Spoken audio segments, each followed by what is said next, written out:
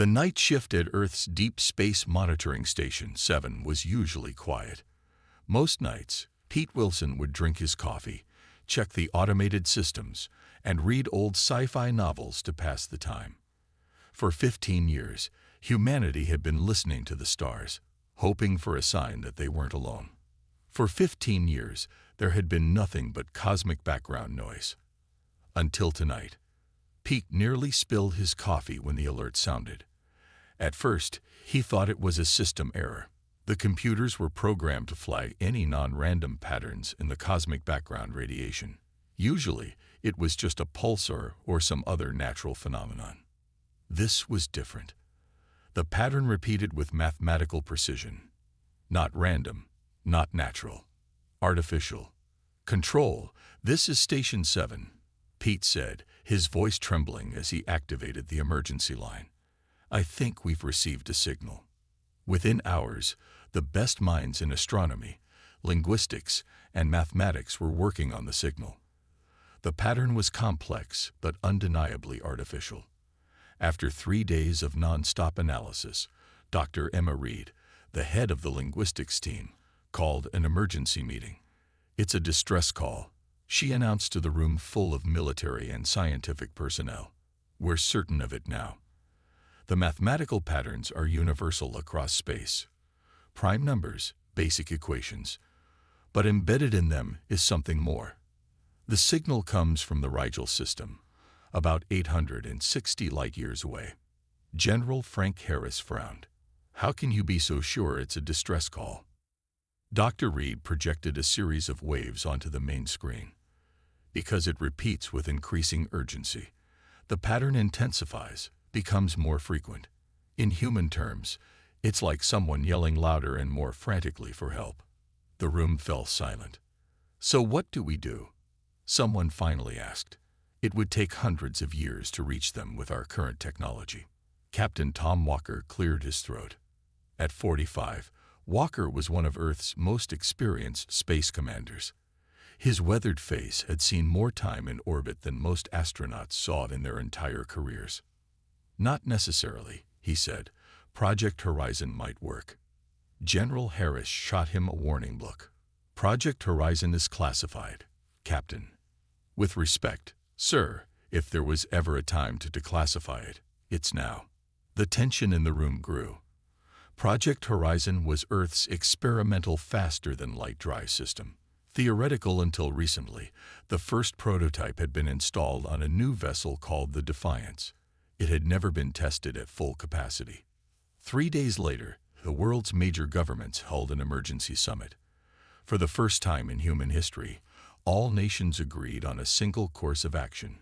Humanity would answer the call. Captain Walker stood at attention in the White House Situation Room as the final decision came down. "Captain Walker, you and the crew of the Defiance will embark on humanity's first interstellar rescue mission," the president said. "Your experimental FTL drive is our only hope of reaching the Rigel system in time." Walker nodded. "How much time do we have for preparation, Mr. President?" 48 hours. The signal is getting more desperate." The next 2 days were a blur of activity. The Defiance, docked in Earth's orbit, was loaded with humanitarian supplies, medical equipment, and defensive weapons. No one knew what they would find at Rigel, but they wanted to be prepared. Walker's core crew consisted of the best Earth had to offer. Lieutenant Jane Miller, the ship's engineer, was a genius with propulsion systems. She had helped design the experimental FTL drive and knew it better than anyone. Communications officer Mark Davis was a former linguistics prodigy who had joined the space program to hear the stars speak, as he put it. Science officer Alan Green had 3 fades and a gift for thinking outside conventional boundaries. The night before launch, Walker couldn't sleep. He stood at the viewport of his temporary quarters on the orbital station, looking down at Earth. "Beautiful, isn't it?" a voice said behind him. Walker turned to find Dr. Reed, the linguist who had decoded the signal. "I always thought our first contact would be a peaceful exchange of knowledge," Walker said. "Not a rescue mission." Dr. Reed joined him at the viewport. "In a way, this is better. Our first act as an interstellar species will be to help others. I can't think of a better introduction. If we can help them at all, Walker said. We don't know what we're flying into. That's why we're sending our best. She handed him a data chip. The latest analysis of the signal. There's something else embedded in it. Coordinates within the Rigel system. Whoever sent this was very specific about where help is needed. The launch the next day was watched by billions around the world. The Defiance, sleek and powerful, broke free from Earth's orbit and headed to the edge of the solar system, where the FTL drive could be safely engaged. On the bridge, Walker looked at his crew. Final systems check. Lieutenant Miller. FTL drive at 100% capacity. Captain. All systems go. Officer Davis.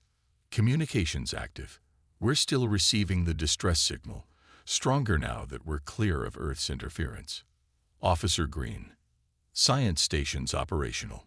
All sensors ready to gather data on our arrival. Walker took a deep breath. Send the message to Earth Control. Davis nodded. Sending now. Defiance departing solar system. We will reach Rigel in approximately 7 days at maximum FTL. We'll establish contact upon arrival. Understood, Defiance, came the reply from Earth. Godspeed. Walker settled into his command chair. Lieutenant Miller engaged the FTL drive. Miller's fingers danced over her console. FTL drive engaging in 3, 2, 1.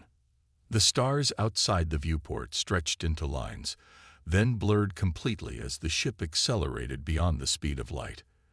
The Defiance shuddered, then steadied as it crossed the threshold no human vessel had ever crossed before. They were on their way to answer the first extraterrestrial distress call humanity had ever received. Whatever waited for them at Rigel, Captain Walker and his crew were determined to help. It was humanity's first step into a larger universe, and they were going to make it count. What none of them knew was that their arrival would forever change the balance of power among the stars. The distress call wasn't just a plea for help. It was the beginning of humanity's rise as an interstellar power.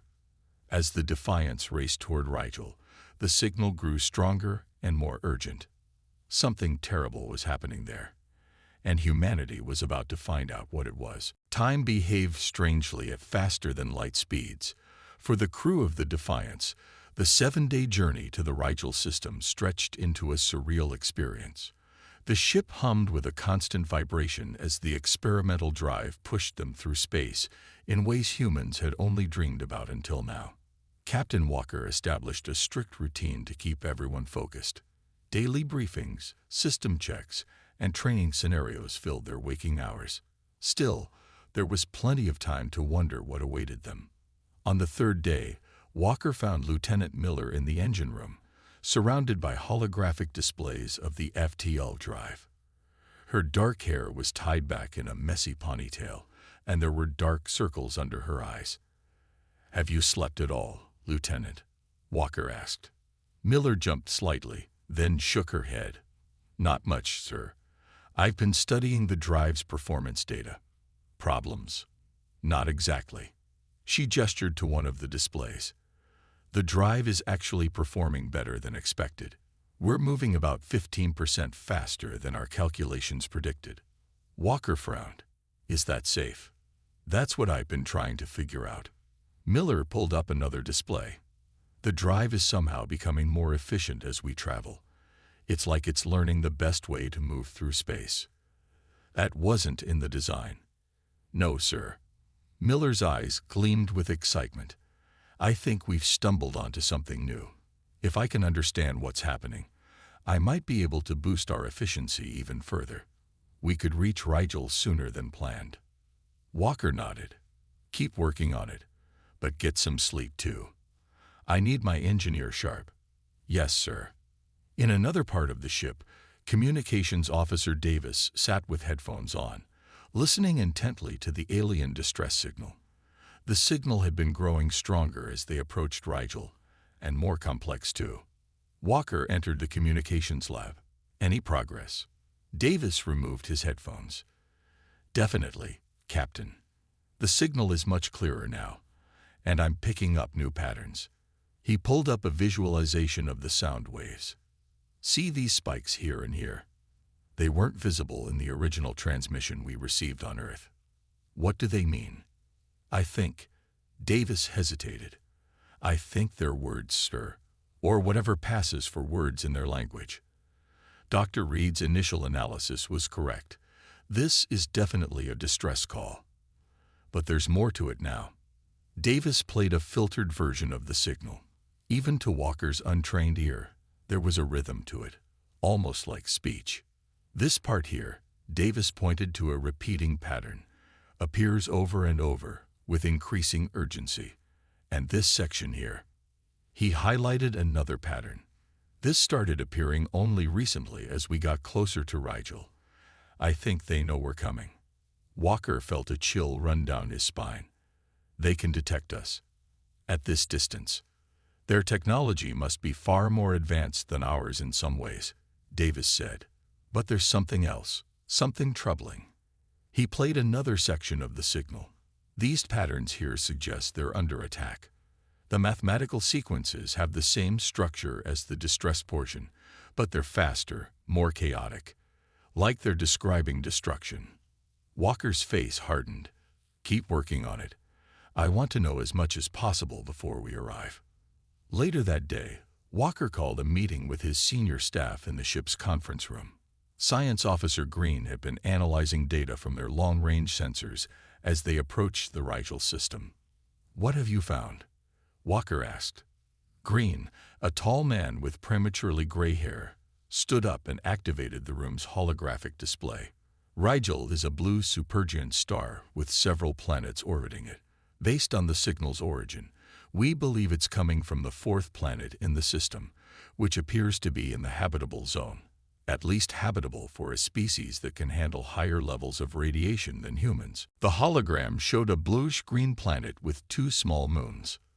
What kind of life are we likely to find there? Walker asked.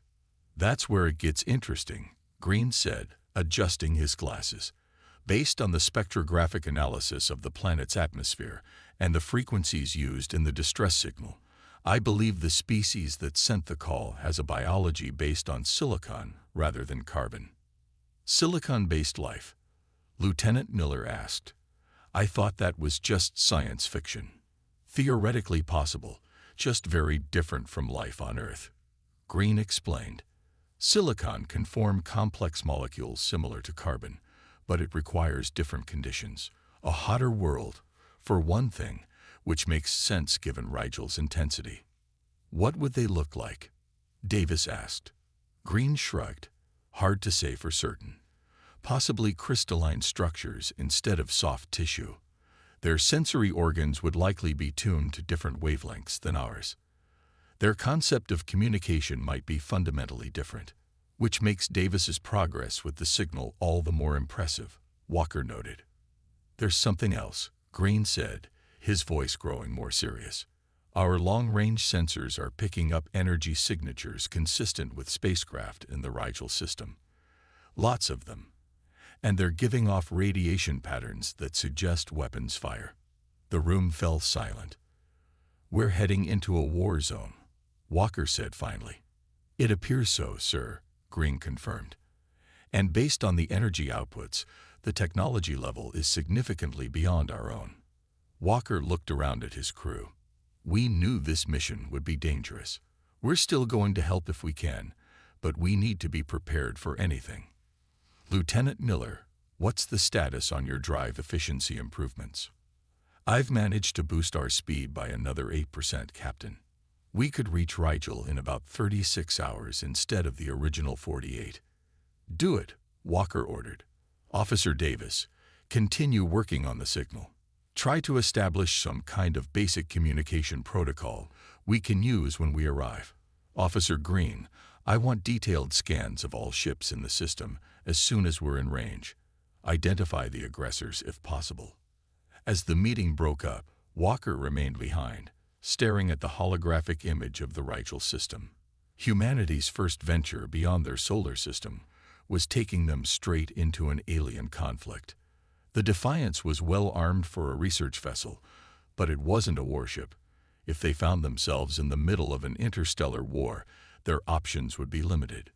Still, they had come to answer a call for help. Walker wasn't about to turn back now.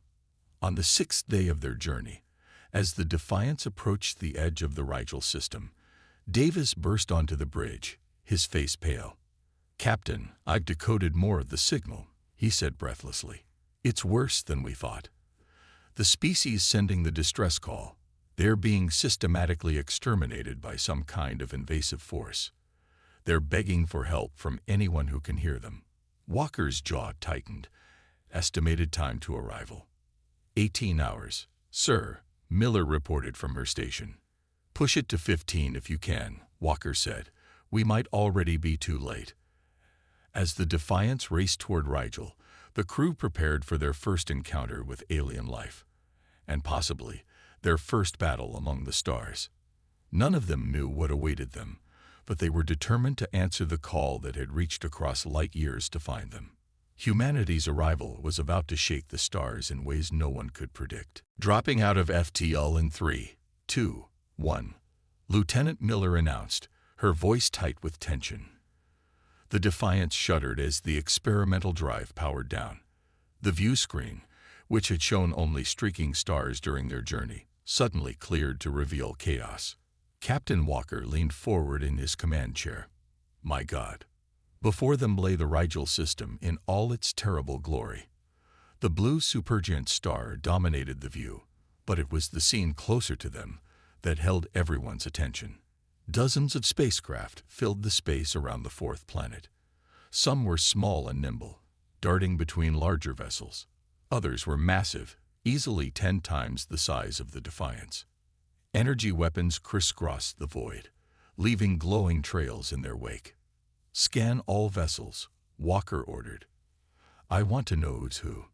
Science Officer Green bent over his console. "2 distinct types of ships, Captain. The larger ones appear to be the aggressors. They're heavily armed and show minimal damage. The smaller vessels are taking heavy losses. The distress signal is coming from the smaller ships," Communications Officer Davis confirmed, "and from the surface of the planet below." Walker studied the battle.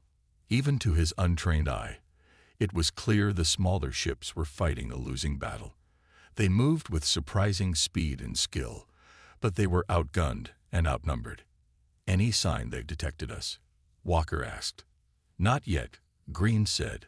"We're still at the edge of the system, but that won't last long with all these energy discharges. Someone's bound to notice us soon." As if on cue, Davis's console lit up. "Captain, we're being scanned. Multiple sources." Walker took a deep breath. This was the moment humanity had prepared for. First contact with not one, but 2 alien species, and in the middle of what looked like a war. "Open a channel," he ordered. "All frequencies, and put our shields up, just in case." Davis worked his controls. "Channel open, sir." Walker stood up straight. "This is Captain Tom Walker of the Earth vessel Defiance. We received your distress call and have come to offer assistance. Please respond." For several tense seconds, there was no reply. Then Davis's console chimed. "2 responses, Captain. Different sources. On screen," Walker ordered. The view screen split.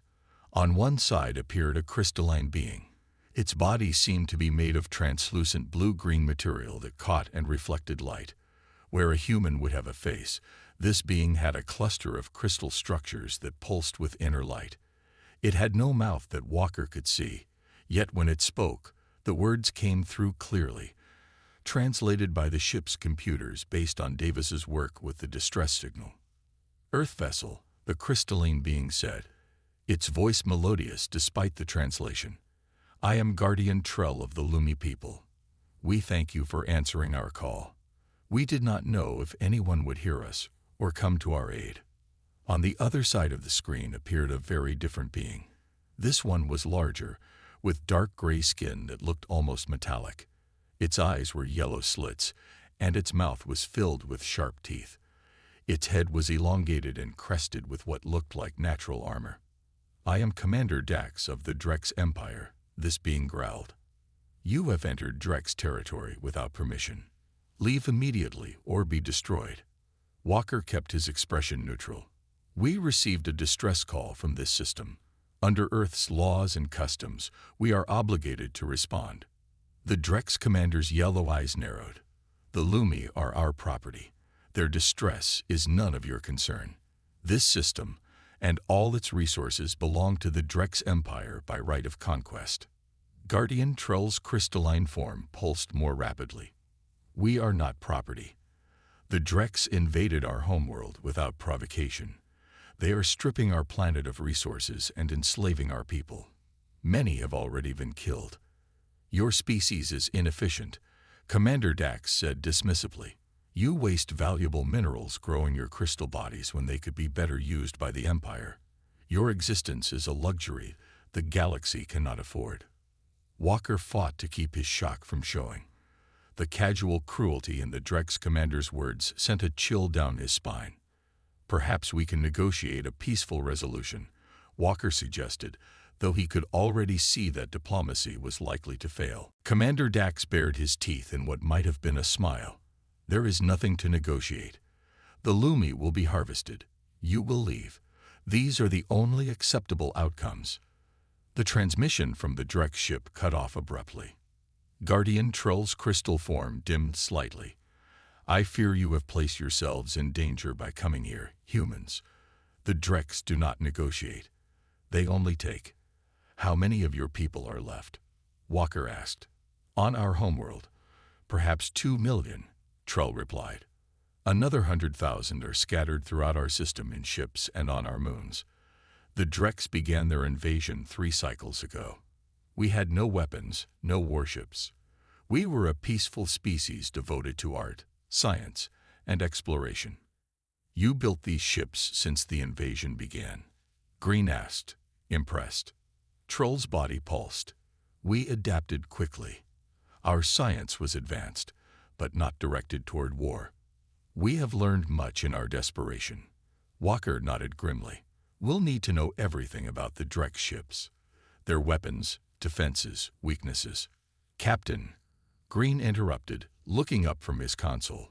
3 Drex warships are breaking away from the main fleet. They're heading straight for us." Walker returned to his command chair. "Battle stations.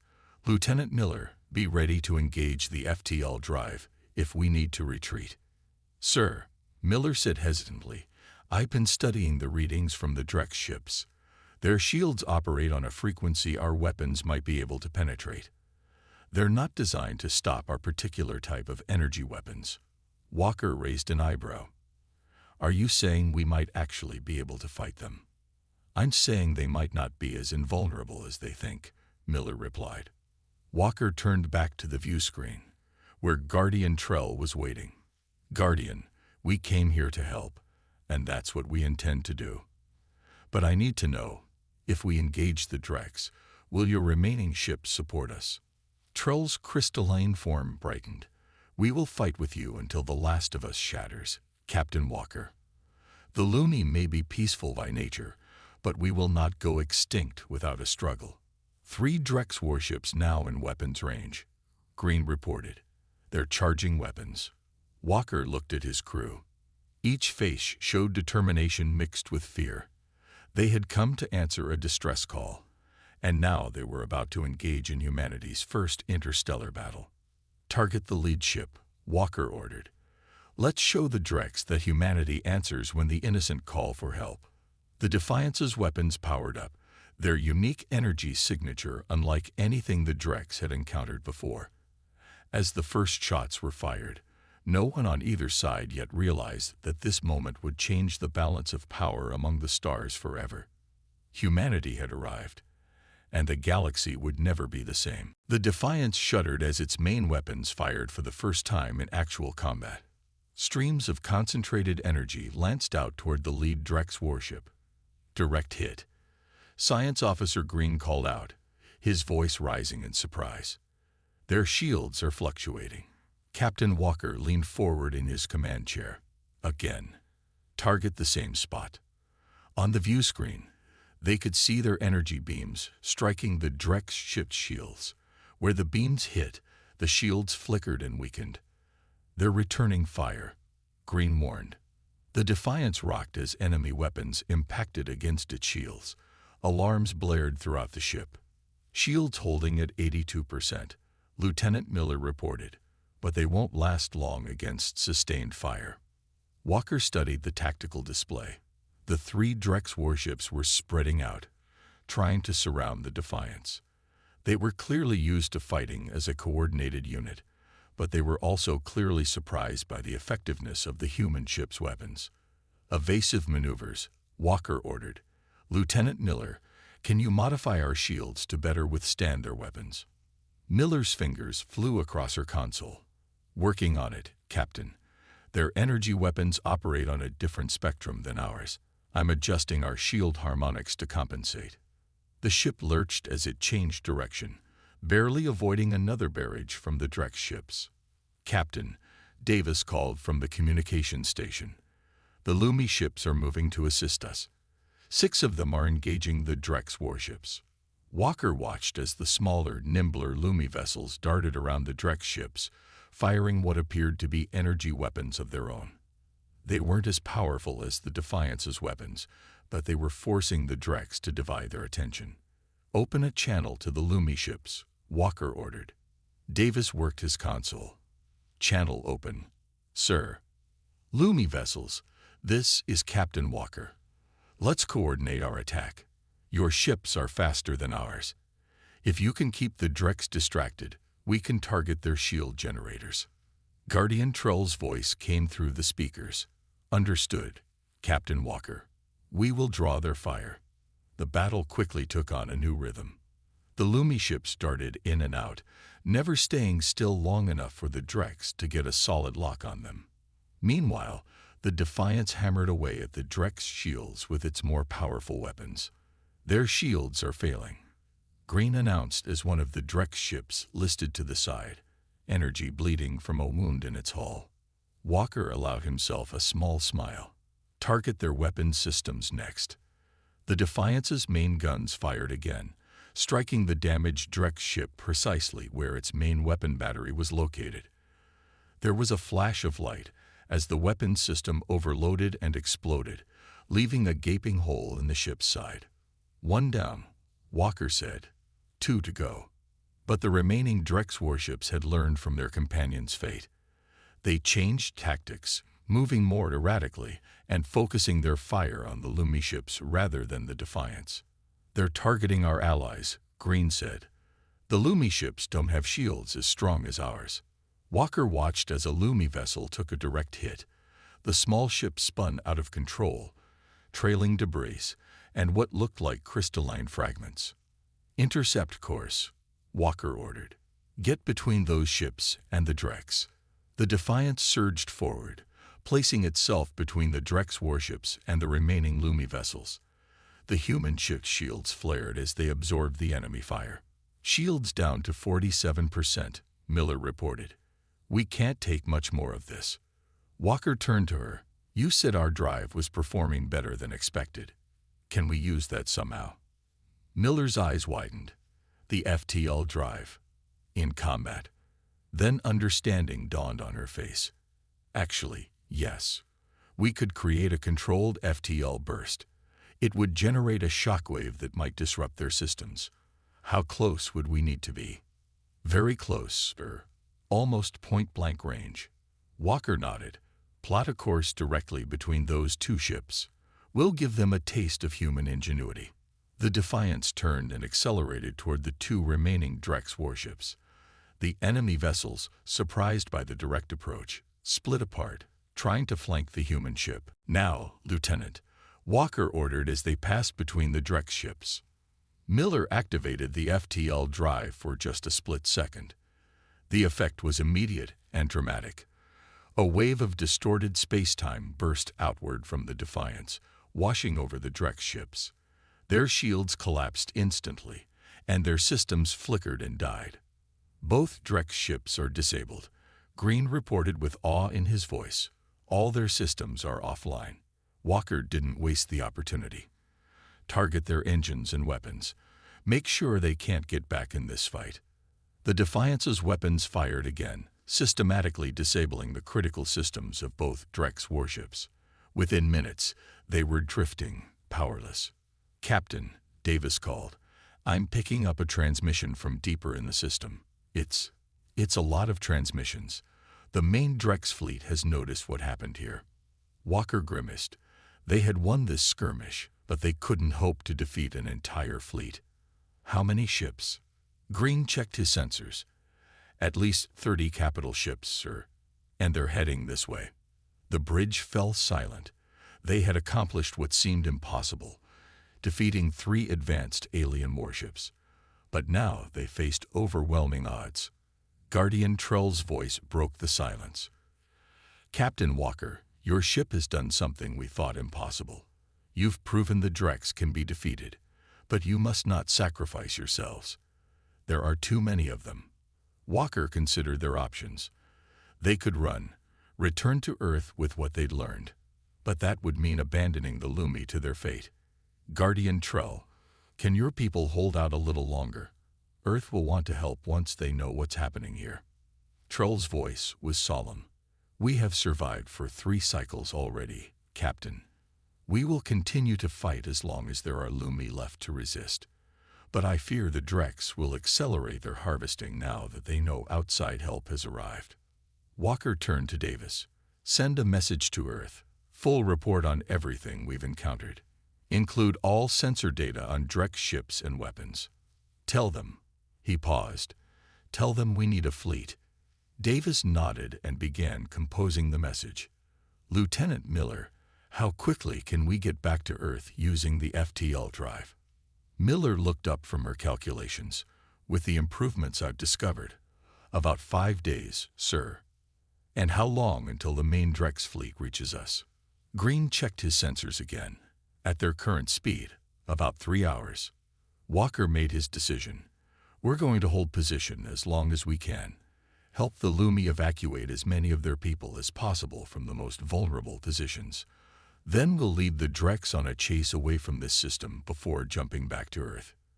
"You intend to be bait, Captain?" Green asked. Walker nodded. "The Drex seem arrogant. They underestimated us once. Let's hope they do it again." As the crew prepared for their desperate plan, Walker gazed at the view screen, where the beautiful blue-green planet of the Lumi hung in space. Humanity had come to answer a distress call, and in doing so had stumbled into a war. But they had also discovered they weren't as outmatched as they feared. The Drex may have been conquering this region of space for centuries, but they had never encountered humans before. They had no idea what they had awakened. "Prepare to engage the main Drex fleet," Walker ordered, his voice steady despite the odds against them. "Let's show them that humanity stands with those who call for help." "Main Drex fleet closing in," Science Officer Green announced, his voice tense. 18 minutes until they're within weapons range. Captain Walker stood at the center of the Defiance's bridge, studying the tactical display. The evacuation of the most vulnerable Lumi positions was proceeding, but too slowly. They needed more time. "Guardian Trell," Walker said into the open communication channel, "we need to get more of your people to safety. How many have you managed to evacuate so far?" The crystalline being's voice came through clearly. "Nearly 10,000 from our orbital stations, but there are still many more, and the Drex are targeting our transports." Walker turned to his science officer. "What are we looking at? Green? Give me options." Green had been working nonstop, analyzing the data they'd gathered on both the Lumi and the Drex. He looked up from his console, an unusual expression on his face. "Captain, I've been studying the Lumi biology based on the readings we've taken. There's something remarkable about them." He pulled up a display showing the molecular structure of a Lumi. Their crystalline bodies aren't just for show. They're living silicon-based computers, capable of storing and processing enormous amounts of data. "How does that help us right now?" Walker asked, impatient. "It might not help in battle," Green admitted, But I also been analyzing some medical data Guardian Trell shared with us. The Lumi have developed medical technology far beyond our own. Their understanding of cellular manipulation could revolutionize human medicine. They might have cures for diseases we've struggled with for centuries. Walker understood immediately. This wasn't just about saving an alien species anymore. It was about what the Lumi could offer humanity. The Drex wanted to harvest the Lumi for their physical resources, but they were overlooking the true value: knowledge. Davis, Walker turned to his communications officer. Add that to the message to Earth. Make sure they understand what's at stake here. Yes, sir, Davis replied, updating the transmission. Walker made his decision. We're changing the plan. We're not running. Sir? Miller looked up from her station, surprised. The Drex haven't defeated us yet because they underestimate us. Let's use that. Walker turned back to the tactical display. Miller, can we do that FTL burst again? Yes, but not right away.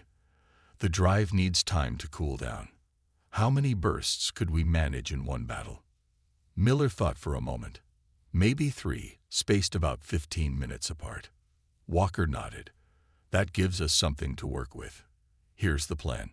We're going to make the Drex think Earth has already sent a fleet. Davis raised an eyebrow. A bluff. Sometimes perception is more powerful than reality. Walker smiled. Open a channel to the approaching Drex fleet. Make sure it's broadcasting on all frequencies so the Lumi can hear it too. Davis worked his console. Channel open. Sir. Walker stood tall, facing the view screen. Attention Drex fleet. This is Captain Tom Walker of the Earth warship Defiance. You have witnessed what one human ship can do against your forces. Be advised that a full battle group from Earth is already en route to this system. We are the vanguard, sent to assess the situation. Our fleet carries weapons specifically designed to penetrate Drex shields. He paused for effect. We have established an alliance with the Lumi people. Any further aggression against them will be considered an act of war against Earth. I suggest you withdraw from this system immediately. There was a long pause before a response came. The view screen showed a larger, more decorated Drex than Commander Dax. This one wore what appeared to be armor made from some dark metal, adorned with symbols of rank. I am High Commander Vorn of the Drex Empire, the alien growled. Your single ship does not concern us, human, and your claimed fleet is a transparent deception. No species has successfully challenged the Drex Empire in 1,000 cycles. Walker remained impassive. You're making an assumption based on ignorance, High Commander. Your forces have never encountered humans before. You have no idea what we're capable of. We encountered your pathetic ship, Vorn sneered. We learned all we need to know. Did you? Walker asked. 3 of your warships disabled by 1 human vessel. Does that suggest to you that we're weak? Or does it suggest that what you've seen so far is just a fraction of our capabilities? The Drex commander's yellow eyes narrowed, but uncertainty flickered in them. Walker pressed his advantage. The choice is yours, High Commander. Withdraw now, or face the consequences when our main fleet arrives. The Drex commander cut the transmission without responding. They're still coming, Green reported. No change in their approach. Walker hadn't expected them to retreat so easily. All hands, battle stations. Lieutenant Miller, prepare for evasive maneuvers. We'll need perfect timing on those FTL bursts. As the crew prepared for battle, Guardian Trell contacted them again. Captain Walker, I shared your message with all Lumi. It has given our people hope. Whatever happens now, know that you have already done more for us than we could have expected from strangers. We haven't won yet, Walker replied. Perhaps not, Trell said, but you have shown the Drex can be defeated. That alone changes everything. The next few hours were chaos. The Defiance darted between much larger Drex ships, using its superior maneuverability and the periodic FTL bursts to disrupt enemy formations. The Lumi ships, inspired by the human vessel's bravery, fought with renewed vigor. The Drex, for their part, seemed confused by the tactics. They were used to overwhelming force, not guerrilla warfare in space. Each time they thought they had the Defiance cornered, Miller would execute an impossible maneuver or Walker would order a targeted strike that exposed a weakness in Drek's defenses. 5 hours into the battle, with the Defiance's shields failing and power reserves critically low, Davis suddenly called out from his station. "Captain, I'm picking up multiple FTL signatures at the edge of the system." Walker's heart sank. Had the Dreks called for reinforcements? "Identification?" he asked, bracing for bad news. Davis's face broke into a wide grin. "They're ours, sir. Earth ships. 5 of them, including 2 heavy destroyers." The bridge erupted in cheers. Walker could hardly believe it. "How is that possible? We only sent the message yesterday." Miller looked up from her console.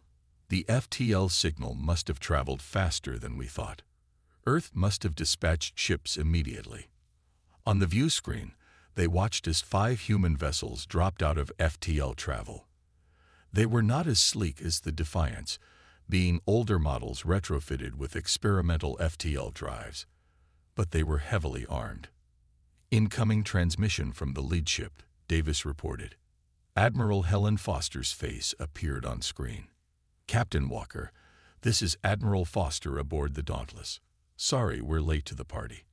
When we received your message, the Security Council convened an emergency session. It was unanimous. Humanity stands with the Lumi." Walker couldn't hide his relief. "Your timing is perfect, Admiral. We've been keeping the Dreks distracted, but we're running on fumes." "Well, the cavalry has arrived," Admiral Foster replied with a grim smile. "And we brought some new toys specifically designed based on your data about Drek shields." Within an hour, the tide of battle had shifted dramatically. The Dreks, faced with 6 human ships using weapons they had no defense against, began to retreat. 3 of their largest vessels were disabled or destroyed. The rest formed up and accelerated away from the planet. "They're running," Green confirmed, astonishment in his voice. Davis listened to his headset. "Message from High Commander Vorn. Audio only." "Let's hear it," Walker said. Vorn's voice was cold with rage. "This is not over, humans. You have made an enemy of the Dreks Empire today. We will return in force." Walker exchanged glances with Admiral Foster on the view screen. "We'll be waiting," he replied simply. 3 days later, Captain Walker stood in a vast, crystalline chamber on the Lumi homeworld. The air was thinner than Earth's but breathable, and the higher radiation was within tolerable limits for short visits. Around him stood his crew, Admiral Foster, and several Lumi Guardians, including Trell. "Today we formalize our alliance," Trell announced, his crystalline body glowing with vibrant colors. "The Lumi and humans stand together against the Dreks threat." Admiral Foster nodded. "Earth has already begun constructing more ships with FTL capability. Within a year, we'll have a proper fleet to help defend your world." Trell's form pulsed with light, "and we will share our medical technology with Earth, as promised. Already, our scientists have adapted several treatments for human biology." Walker looked around at the gathered beings, human and Lumi together. What had started as a response to a desperate call for help had become the beginning of humanity's emergence as an interstellar power. As he prepared to return to the Defiance, Walker received a message from Earth. The Security Council had reviewed all the data they'd sent back about the Dreks Empire. Intelligence analysts had determined that the Dreks had conquered dozens of systems and subjugated numerous species over centuries. But now, for the first time, they had encountered a species they couldn't easily defeat: humans, with their unique technology and their willingness to fight for strangers who called for help. In response, Earth had already established colonies on 3 previously uninhabited systems near Rigel, creating a defensive perimeter. More ships were being built. Alliances were being formed with other species who had suffered under Dreks rule. The distress call that had reached across the stars had done more than save the Lumi. It had awakened humanity to the wider galaxy and its dangers. and to humanity's unexpected strength among the stars. The Dreks had no idea what they had started, but they would soon find out.